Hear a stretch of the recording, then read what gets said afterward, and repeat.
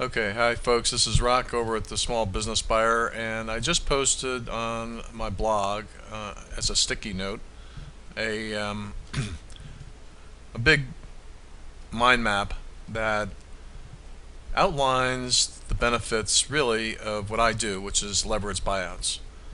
And what it does is it takes the possible career directions that you might be able to have on your plate right now, right this very second, and it says, okay, what are the pros and cons of these career directions? What is the pros and cons of a day job and a franchise and building an online business and starting an offline business? So those are pretty much the options of an entrepreneurial type guy. And so I'm doing a little bit of a mind game here saying, okay, well, let's be the devil's advocate. Okay, what exactly is going to happen here if you do these things? I mean, for example, I'll start at the bottom here. We all know what it's like to have a day job. Most of us do anyway. In one form or another, we're brought up to have or get a job along the way in our lifetime. We have to work a job in the summertime in our teen years. And then when we first get out of school, the very first thing we'll ever do is get a job. And what's happening now, and what even you start to read in the New York Times and other major publications, is that the job market is not only bad, but it's becoming obsolete in favor of some of these other areas to go in. Maybe not for somebody who is in the bottom rung of society, maybe they can't get a job, but for most of us, we can get a job, but it probably won't fulfill our lives. And we're here living in America to do the best we can, build as much wealth as we can, and become fulfilled with our daily activities. So when it comes to a day job, it's easy to spot all the problems, all the things that we don't like about it. We may have, well, we certainly will not have enough money. We'll never figure that we'll have enough money unless we climb our way to the top as a CEO of a big public company or something. All right. And for that, we won't build long-term wealth. And we may not have other things that we want too, such as vacations and advancement, promotions, that sort of thing. But the main thing for me is, and I think this will be important to any family, is building enough long-term wealth to retire, to take care of your kids, to go to college, all those things. Other problems: not enough free time, the actual job itself may not be meaningful, and advancement could be a problem. You may be working with people who are disagreeable. There's so many things that can go wrong with a day job that I won't even bother to continue with that. The main thing about a day, and it used to be a day job was secure. Well, it's not secure anymore. You can get fired, laid off in no time. The only advantage to a day job that I can see is that you don't have to start a business, and maybe there's a little less work, and it's a repetitive job that you can do in your sleep, and for that it's low pressure. But to me, low pressure means you're in control of your future, you're in control of your wealth, and I think with some of these other areas you can achieve that, but certainly not with a day job. So moving on to the franchises, and I can't figure out sometimes why people want franchises, but I can in the case of a McDonald's, or suppose you want a franchise in a Taco Bell or a Subway, something along those lines. But they cost a lot of money, and money that most of us don't have. If you're buying an existing company, that's one thing, but in many cases people are being sold franchises that haven't even gotten off the ground yet. So what you're doing is starting up from scratch. You're paying a big fee. You have a high chance of failure, just like everybody else who's starting a business. And not only that, but the franchisor takes its piece of the revenue. So just by virtue of the big investment and having to start it up from scratch, I've eliminated that as a possible avenue for myself anyway. I would never advise anyone that I knew closely to go into a franchise unless we could pull together, for example, enough money to go buy a McDonald's, and that's a different story. Now, let's move on to starting an offline business. Now, I'll admit that starting an offline business, like for example, something that would be interesting to Shark Tank, that might be a very lucrative way to go. And it might even end up in you putting together a public company or something that might be a fabulous success down the road. But it's a long road.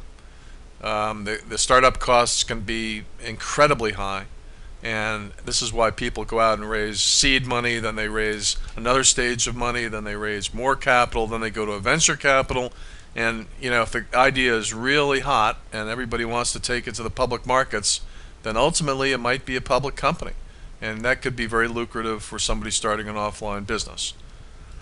However, for most of us, we're not going to be able to, unless we have a superior product, something that can draw a lot of attention. We won't necessarily have that opportunity right off, and we certainly don't have the money. And we're not going to sit by for X number of years and not take a salary. So I've often thought about doing that, but quite frankly, these days I don't think you need to start an offline business unless you really have something that can knock the ball out of the park. Now, let me move on to online businesses, because this probably is one of the better options for a lot of people. It doesn't take a lot of money to start up an online business, but, and there's a big but there. And not only that, but you could probably, if you had the right idea with an online business, that might be able to go public as well. But I wouldn't count on it. And unless you're a tech genius with technology in your background, I wouldn't figure that going public with a company is your first option. However, because of the low barriers of entry and because of the very little amount of money that it takes to start up, the online business may be a viable option for some people. Okay, but it's still a startup, and the difference between an online business and a lot of these other startups is that there's a huge learning curve when it comes to the technology involved, and it's a long process to learn it. And I've learned it over a period of years, but I still don't want to be in it. So there's that. There's also the competition factor, which now, when I was growing up, there was no online business, but right now everybody's in it. So whatever your idea is to make some money in the online space, I guarantee you there's a million competitors to compete with you. So any business that you either buy or start in the online space is going to have competition. Then you have the obsolescence factor, that everything is changing all the time. Whatever product you start right now is going to change, and you better keep up with it. But there's also the possibility of buying an established online business, and the same risks apply. There are changes constantly, so whatever business you buy, you better be changing it all the time to keep up with the technology. But on top of that, buying an established online business usually requires a ton more cash. These companies are, in most cases, barely past startup, and they usually command very low multiples because everybody knows that they are vulnerable to competition. And the problem, of course, is that you don't have any borrowing power on these companies. They don't have any assets. They're not bankable at all, hardly. So when you buy one of these companies, it usually takes all cash or close to it, or a big chunk of cash anyway. And the bigger the company, the more incredibly big the cash number needed to buy it. And for that reason, I am not a big fan of trying to buy these established businesses in the online space. And of course, the competition model is also exacerbated by the business models. There are lots of business models out there for online businesses. Many of them don't work anymore. They used to work, they don't work anymore. And that just goes to the obsolescence factor. So whenever you're buying an established business, you'll find that the online business, you'll find that the prices are quite low just because the business model may be very vulnerable. And the obsolescence factor is going to catch up with it. You better be ready to change it to keep up. So, okay, I've trashed everything. Now what's left? The leverage buyout. That's what I do. And I will tell you that it's got a lot of these other things beat. It has a high barrier of entry, competition is modest. Okay, you don't have everybody jumping into the offline business that's established.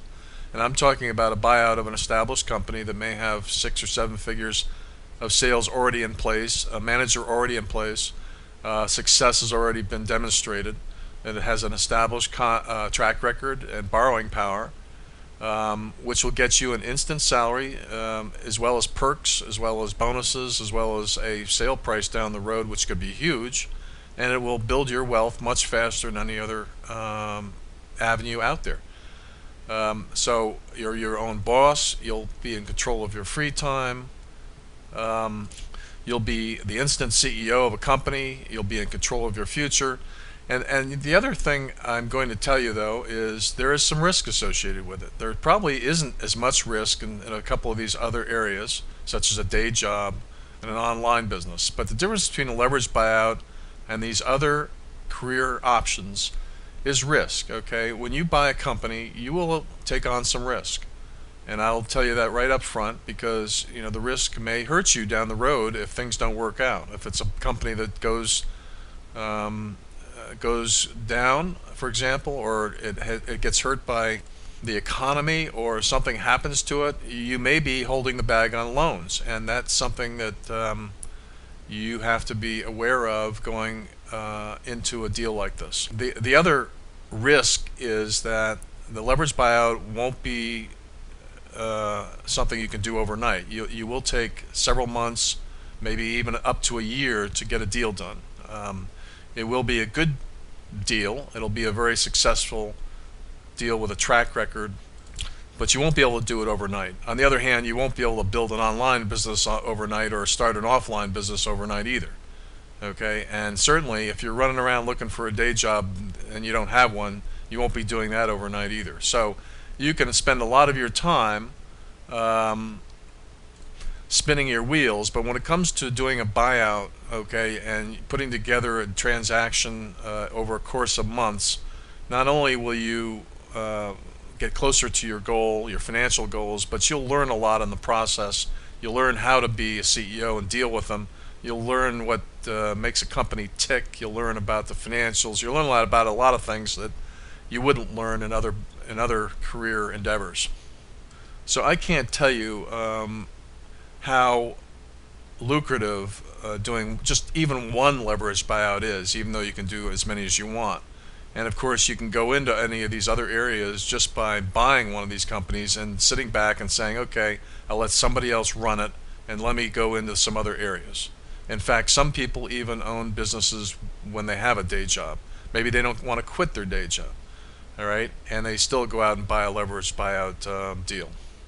So, okay, I've gone through the benefits and some of the cons of every one of these options.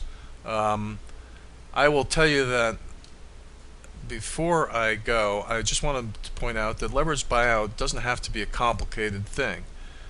It is no more than just buying a business, but buying a business with assets, and buying a business with bankability, and buying a business that may be a little bit bigger than what we're used to.